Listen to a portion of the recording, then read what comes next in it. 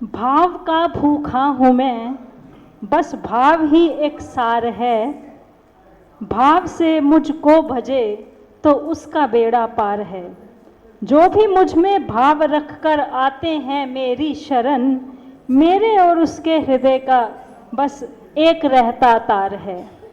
जी हाँ, ये भाव पूरी तरह से चरितार्थ हो रहे हैं हमारे बीच पधारे हुए श्री सुरेश शर्मा जी के ऊपर, जो कि पुलिस विभाग में कार्यरत हैं, लेकिन अपने व्यस्त समय में से समय निकालकर वो भगवत भजन और भगवत चरण में लगे हुए हैं और भगवत नाम का प्रचार प्रसार बहुत बखूबी कर रहे हैं। तो मैं गुरु जी की आज्ञा से सुरेश शर्मा जी को यहाँ पर मंच पर आमंत्रित करना चाहूँगी कि वे आएं और अपने विचार हम सबके समक्ष रखें। सुरेश शर्मा जी।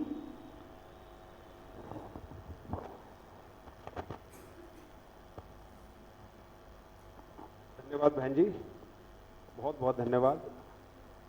सबसे पहले गुरु वंदना। गुरुर्ब्रह्मा गुरुर्विष्णु गुरुर्देवो महेश्वराय, गुरुर् साक्षात् परम ब्रह्मा तस्मै श्री गुरुवे नमः। आप सभी आए हुए इस अमृत महोत्सव में साथियों को मेरा बार बार प्रणाम।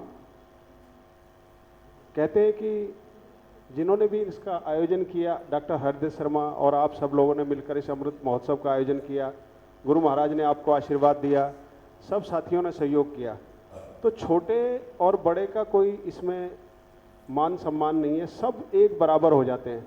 भगवान रामचंद्र जी जब राम सेतु बना रहे थे तो सब ने सहयोग किया और एक गिलहरी का भी मान बढ़ाया गया उसमें, जो कि अपने शरीर पर लपेट लपेट के मिट्टी के कण डाल रही थी। और दूसरी तरफ महाबली हनुमान भी थे जो बड़ी बड़ी चट्टानों को लेकर आ रहे थे। तो डॉक्टर हरिदत्त शर्मा जी और आपकी जो टीम ने ये काम किया, ये बहुत ही साधुवाद है, इसको बहुत बधाई हो आप सब लोगों को। इतना सुंदर आयोजन, और वृंदावन आने का तो हमारे को बहाना चाहिए, दिल्ली वालों को वृंदावन आने का कुछ बहाना चाहिए। जैसे आज अमृत महोत्सव का निमंत्रण डॉक्टर साहब ने दिया तो वृंदावन की हाजिरी लग गई, बिहारी जी की हाजिरी लग गई, और वृंदावन की धरती पे ऐसे आयोजन होते रहे, इसके लिए आप सब लोग प्रयासरत रहें। पहले हितेश भाई ने करा था गुरु पूर्णिमा का कार्य, सभी लोगों ने मिलकर करा था। फिर उसके बाद डॉक्टर हरिदत्त शर्मा जी आगे बढ़े। ऐसे ही ये काम चलते रहे तो हमारा जो विद्यालय है रामदेशिक, वो आगे उत्तरोत्तर वृद्धि को प्राप्त होगा। और गुरु जी बड़ा अच्छा कार्य कर रहे हैं। मैं बार बार कक्षा में भी कहता हूँ कि अगर ऑनलाइन की ये कक्षा चलती रही तो शीघ्र ही बहुत सारे लोग जो अपना जो है नियमित रूप से कक्षा में नहीं जा पाते, विश्वविद्यालय में नहीं जा पाते, कहीं स्कूल को अटेंड नहीं कर पाते, वो इस तरीके से भागवत जी से जुड़ सकते हैं। और भागवत जी से तो जुड़ना ही पड़ेगा। कहते हैं कि भगवान के नाम के बिना हमारी सदगति नहीं होगी। तो आज जुड़ लो या 60-70 साल के बाद जब बीमारियां घेर लें तब जुड़ना पड़ेगा। जुड़ना तो पड़ेगा। जो बचपन में जुड़ गए, जैसे पूर्वी बेटी है, ये सब मेरी बच्चियां बैठी हैं, तो इनके संस्कार बहुत ऊंचे हैं, पिछले जन्मों में इन्होंने बहुत अच्छे काम किए होंगे। फिर कुछ और लोग जुड़ते हैं कुछ समय के बाद, किसी का कभी समय शुरू होता है, हर एक आदमी का अलग अलग समय भगवान ने नियुक्त कर रखा है। अभी मुझे एक सज्जन दिल्ली में मिले, देखो सुनने की बातें हैं, तो वो 24-24 घंटे कई बारी जाग जाग के ओम नमः शिवाय का जप कर रहे हैं, लगन है। वो कहते हैं कि 50 साल तक मैं कभी मंदिर नहीं गया, मेरे से उनका वार्तालाप हुआ 1 घंटे, और 50 साल के बाद पता नहीं ऐसी क्या धुन उनको लगी या किसने उनको आशीर्वाद दिया कि आज वो 16-16 घंटे और सोते हुए जागते हुए ओम नमः शिवाय की रटन उनकी लगी हुई। मैं देख के बड़ा खुश हुआ। मैंने फिर उनसे पूछा आपके माता पिता क्या करते थे? तो बोले जी हमारे माता पिता जो है, मेरे मम्मी और पापा बहुत बड़े भक्त थे और वो नियमित रूप से मंदिर जाते थे। तो मैंने कहा उन्हीं का ये जो आशीर्वाद है अब इस उम्र में फलीभूत हुआ है। देखिए वैदिक काल की तरफ हम जाएं तो वैदिक काल में मैं बच्चों को बताऊंगा, छोटे बच्चों को, बड़ों को तो शायद पता होगा, 4 आश्रमों की व्यवस्था की गई। 25 साल तक ज्ञान अर्जित करने के लिए ब्रह्मचर्य आश्रम, उसके बाद गृहस्थ आश्रम। लेकिन गृहस्थ आश्रम किस लिए दिया गया? उसमें मनुष्यों की थी कि भाई गृहस्थ आश्रम में आपने प्रवेश करना है 25 साल के बाद, और 50 साल में उसको छोड़ना भी है। अभी क्या दिक्कत आ रही है कि हम उसको 50 साल में छोड़ने की कोशिश नहीं करते। तो उससे क्या हो रहा है कि 50 के बाद जो वानप्रस्थ स्टार्ट होना था वो नहीं हो रहा हमारा शुरू। उसकी वजह से हर घर के अंदर कुछ ना कुछ समस्याएं हैं। माता पिता अपने हिसाब से चलते क्योंकि उनका अनुभव है, बच्चे अपने हिसाब से चलना चाहते हैं क्योंकि उनका जीवन अभी शुरू हो रहा है। तो एक अजीब सी वहां पे स्थिति आ जाती है। अगर हम 50 साल में अपने वानप्रस्थ को अपना ले, मन से ही अपनाएं, चाहे कि अब हमें हस्तक्षेप नहीं करना, जो दूर जाने की जरूरत नहीं है, मन की स्थितियां हैं सारी। अगर हम 50 साल में अपने बच्चों से थोड़ा सा दूरी बना ले मन से, तो उनके जीवन में हस्तक्षेप न करें, उन्हें निर्णय लेने दे, तो एक तो अच्छा समाज हमारे सामने आएगा, संस्कारवान बच्चे आएंगे, क्योंकि वो कुछ अच्छे निर्णय लेंगे, कुछ बुरे लेंगे, फिर उनको कुछ गलतियां होंगी तो उनको समझ आएगी कि भाई इस गलती से ये हुआ। और माता पिता 50 के बाद सिर्फ वही सलाह दें जिसके लिए वो उनसे रिक्वेस्ट करें। तो ये वानप्रस्थ में ये नियम था कि अपने घर के पास, वैसे वैदिक काल में, कि अपने घर के पास कुटिया बना के रहोगे, घर में नहीं रहोगे। और उसमें यह था कि पति और पत्नी दोनों रह सकते हैं साथ में, लेकिन ब्रह्मचारी रहेंगे दोनों। तो 50 जब 75 साल तक वो ब्रह्मचर्य का पालन करता था, तो 75 साल में उनको संन्यास दिया जाता था। संन्यास कहाँ आ रहा है? 75 साल में, जब बुद्धि परिपक्व हो गई है। कुछ लोगों के संस्कार आजकल अच्छे हैं तो वो बचपन में ही संन्यास ले लेते हैं, लेकिन फिर देखने में आता है कि संन्यास उनका कई बार खंडित हो जाता है। उनको बहुत ज्यादा सावधान रहने की जरूरत है। जो तरुण अवस्था में योग ले रहे हैं, वो योगी जो है, उनको बड़ा सावधान रहने की जरूरत है, क्योंकि उनके सामने अनेकों लोभ प्रलोभन आएंगे। मैं ऐसे ऐसे महात्माओं से मिला हूं अपने जीवन में कि जिनके पास हजारों करोड़ की संपदा है, और उस हजारों करोड़ की संपदा के ऊपर वो मठाधीश बने हुए। लेकिन फिर वही बात आती है कि अगर मठाधीश ही उन्होंने बनना था तो वो घर गृहस्थी में भी काम कर सकते थे। मठाधीश से फिर वही सिस्टम शुरू हो जाता है। उस मठ मंदिर को हम चलाना शुरू करते हैं, उसमें लिप्त हो जाते हैं, उसमें फंड आ रहा है, फिर हम कथा कर रहे हैं, हम कुछ ऐसे कर रहे हैं, एक्टिविटी कर रहे हैं, तो वो चल पड़ता है। सच्चा आध्यात्मिक आदमी वही है जो अपने मन से सारी चीजों को ग्रहण करे। मन से आपने ग्रहण करना, भगवान कहीं बाहर नहीं है। मेरे को किसी महात्मा जी ने, मेरे जो गुरुजी भी, उन्होंने मुझे बताया कि बेटे आज जो है महादेव आपको त्रिशूल लेके नजर नहीं आएंगे, या कन्हैया बांसुरी बजाते हुए कहीं नजर नहीं आएंगे। कन्हैया तो ये जन जन के अंदर छुपे हुए हैं। इनमें देखो कि किस बच्चे के अंदर वो कन्हैया उभार ले रहा है।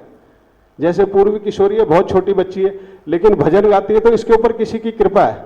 उस कृपा को आप महसूस करो। आप लोगों, आप इतना अच्छा बोल पा रहे हो, तो भगवान आपसे, मां शारदा आपसे बुलवाना चाह रही है। गुरुजी ने एक दिन बताया था कि एक संत थे जो मां शारदा की ग्रंथ बोलते थे, और वो किसी के शायद दान नहीं लेते थे या कुछ ऐसा बताया था। लेकिन जब उन्होंने वो दान लेना शुरू किया तो माता ने उनको बोला कि भाई आपने वो लेना शुरू कर दिया, इसलिए आपकी विद्या अब थोड़ा रुक गई है। तो निरंतर आपने अभ्यास करना है कि हमसे कोई गलती ना हो जाए। व्यास गद्दी पे बैठना, देखो 6 महीने हम सीख रहे हैं गुरुजी से, लेकिन गुरुजी से मेरी जब बात हुई दिल्ली में तो उन्होंने कहा 2 साल कम से कम पढ़ाई करनी पड़ती है। 18,000 श्लोक हैं, हमें इसमें से 600-700 श्लोक सीखने को मिल रहे हैं, लेकिन हमने कोशिश कर रही है कि हम 18,000 को पढ़ लें एक बारी। दूसरा, व्यास गद्दी एक बड़ी प्रतिष्ठित गद्दी है, कथा के ऊपर ज्यादा ध्यान दें। संत जी जो हरिदास आश्रम में थे, महात्मा जी सुदेश मुनि जी, तो वो 2 समय कथा करते थे, सुबह 9 से 12 और 3 से 6। तो 6-6 घंटे कथा करने के बाद भी कथा पूरी नहीं हो पा रही। और अभी क्या हम लोग नई कथा का रूप देख रहे हैं कि 3 घंटे की कथा बोलते हैं और उसके बीच में आधा समय भजनों में चला जाता है। तो कथा तो पीछे छूट गई।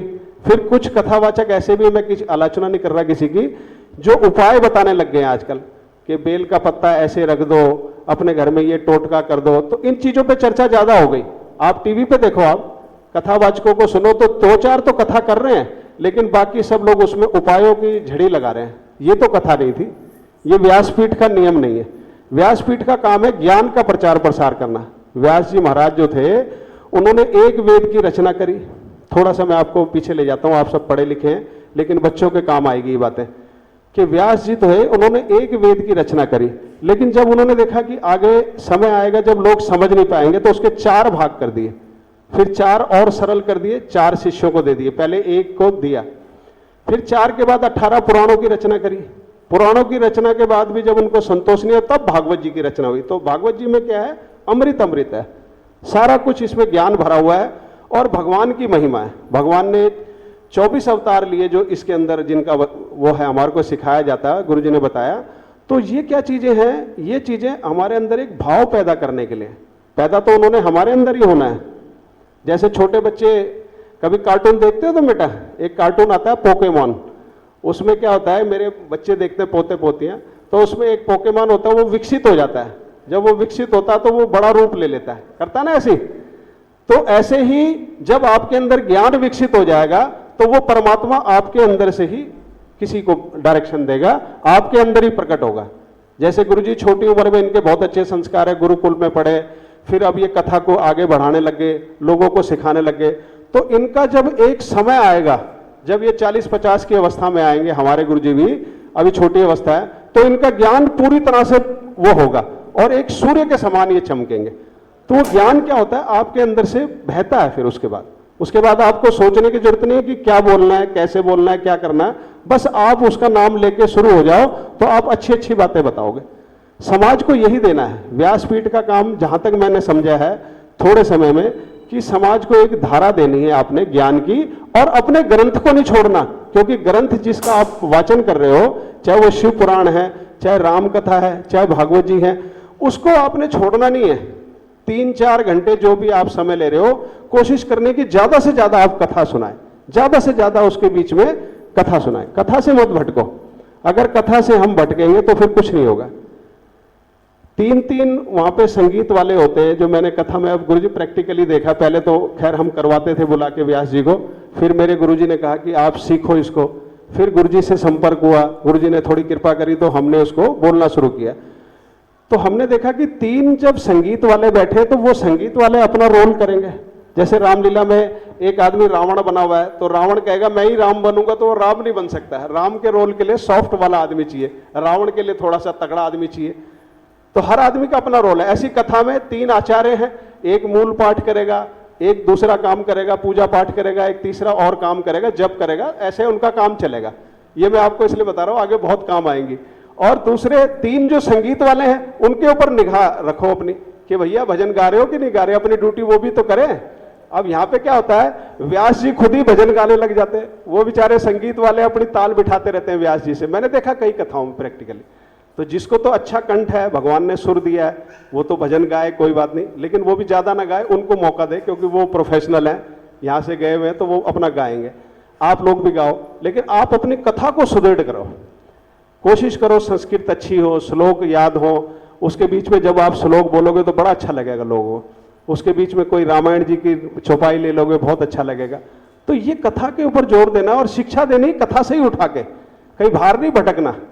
जैसे माता पिता की भक्ति बतानी है, तो आपके पास उसमें भीष्म का चरित्र है कि भीष्म जी को जो है इच्छा मृत्यु का वरदान उनके पिताजी ने दिया। अन्य है ययाति का चरित्र आता है कि उनको उनके पुत्र ने जवानी दी, तो उनका भी बड़ा अच्छा वो हुआ।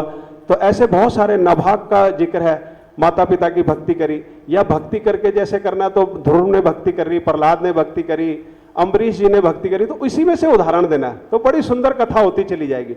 बाहर कहीं जाने की जरूरत नहीं, जिस कथा को बोल रहे हो उसी विषय के ऊपर आप टिके रहो, तो एक सुंदर आप दे सकोगे समाज को।